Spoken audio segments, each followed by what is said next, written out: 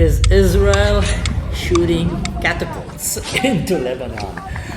Well, the answer is very simple. Welcome to my channel, guys. Let's get to business. Alright, whenever I'm saying catapult, I actually mean trebuchet, okay? Or trebuchet. I don't know, that's a French word, but that's basically, that's what I mean.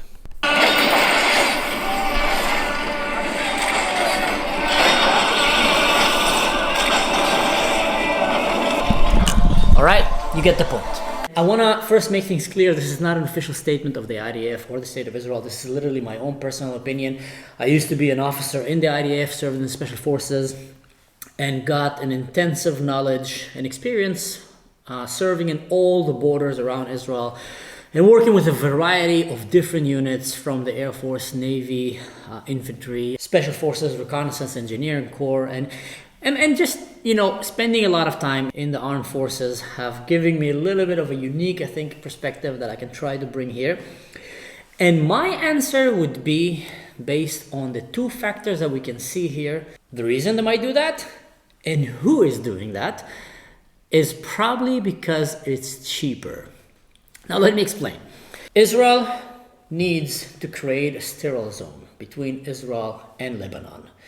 And the Hezbollah want to take advantage of that zone. So Hezbollah have the incentives to have trees and bushes and just basically a jungle all the way to the border with Israel, because then they can hide in it, they can dig their tunnels, they can put their snipers, their anti-tank rockets, their missiles, and etc., create an ambush and make it easier for them to attack Israel and to defend when Israel tries to fight back.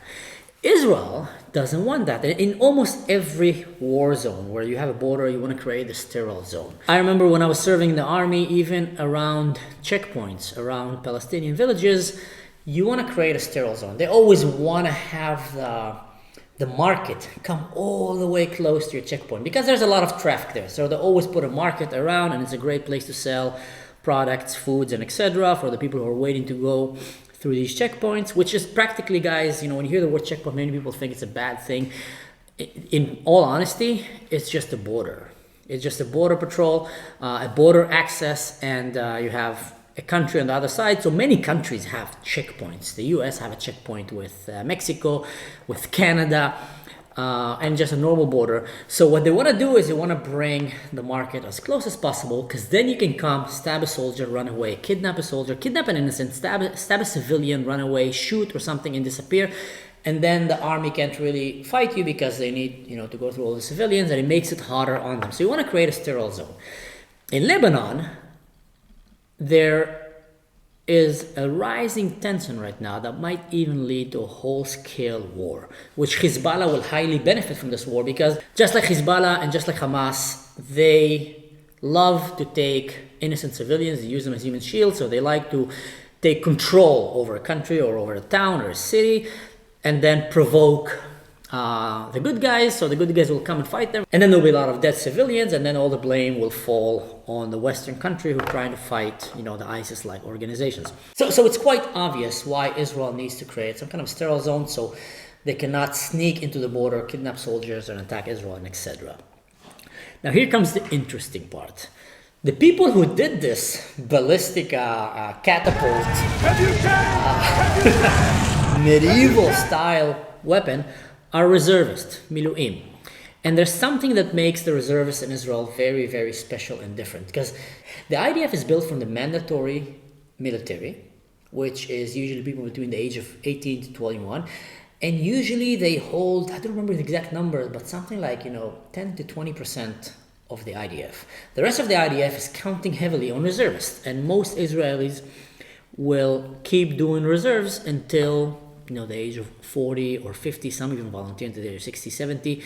On a yearly basis, it will go for a few weeks or a month or even more. I used to do way more, almost on a weekly basis. And they will just keep being in shape, keep the united kind of unit cell, and keep training, updating new programs that are coming, new strategics, training, being ready for war, because when a war comes, they're going to have to bring them all, which happened right now in Gaza. They brought the reservists. Now, there's something special about reservists. Reservists don't think like a normal soldier.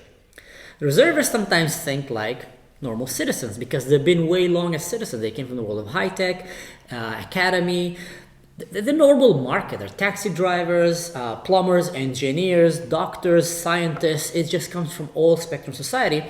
And many times these people will come and bring a creative idea to the table. I remember when I was serving in the army, a lot of time my favorite soldiers were reservists. Because they will not just follow order blindly, and they will come think, listen, sir, I know that this is the order, but let's think of a creative idea to do it, just like you will do in any startup or a business. And here, that's my opinion, that some of them might have been from an engineering school or I don't know what, and came and said, you know what, guys, we're not going to wait for the Air Force, we're not going to wait for the whole government to bring the whole procedure. We need the sterile zone, we're going to get it, let's build a catapult. Moshe, Chaim, bring the gear, tak, tak, tak, build the catapult. Burn the whole bushes that Hizbollah has been planting there, and now game on. So again, that's my personal opinion. I found this hilarious, and I had to say something about it, because I know some of you might be asking your question.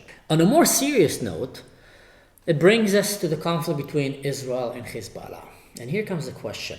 How long can Israel tolerate Hizbollah shooting rockets on Israel on a daily basis?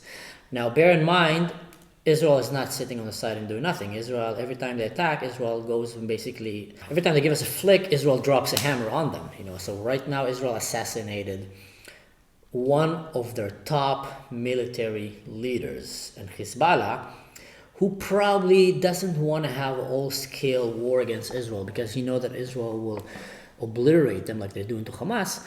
It's a mixed thing. Like last time when Hizbollah kidnapped the Israeli soldier Nasrallah, when he came out of the bunkers after Israel went and almost flattened half of Lebanon to bring back its soldiers, Nasrallah came and said, we did not expect that reaction from Israel. If we would have known that Israel react, that strongly, would have probably not done that.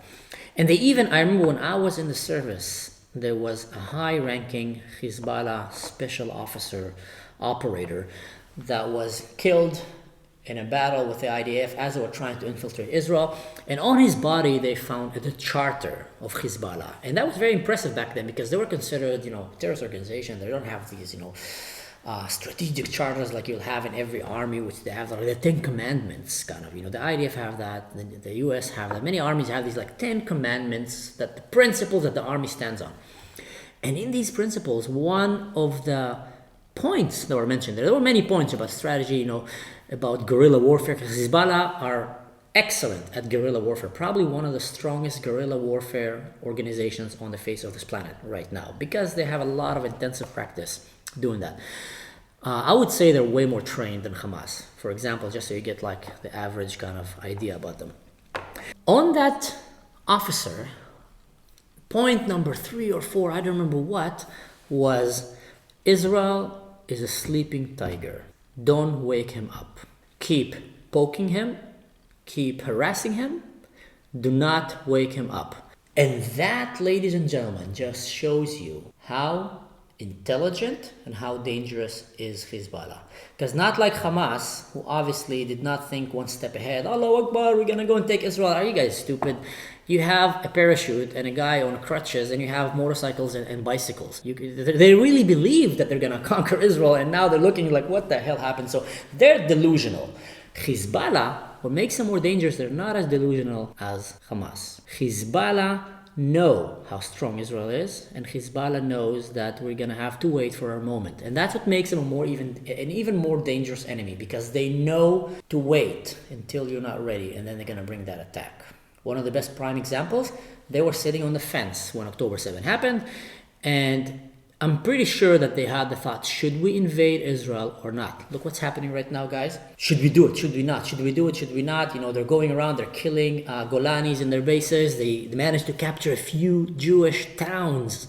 So I'm pretty sure they were sitting on the fence and looking, but then they made what's probably, on their side would be the smart decision, and they stopped. And one of the reasons they stopped for that was actually because of the special forces and the Imam and these guys who literally held the entire border of Israel. They say today that if it wasn't for units like the Imam, Shayed 13, Navy SEALs, Shaldag, Lotar Elat, Velotar, Duvdevan, and a lot of these special forces units that literally jumped and went into combat from their homes in civilian clothes. I have a personal friend of mine who was in the airport on the way to fly to vacation when he heard about October 7 and he got the WhatsApp messages, and he ran all the way, grabbed a taxi or a car, I don't know what, and got all the way to Gaza, managed to pick up a weapon of a Hamas terrorist, a dead Hamas terrorist, and managed to hook up with a few other soldiers from the same unit that I was in and other soldiers that were around, and 4 or 5 of them managed to rescue a whole kibbutz of hundreds of people, fending against tens to even hundreds of terrorists that were trying to kill everyone inside.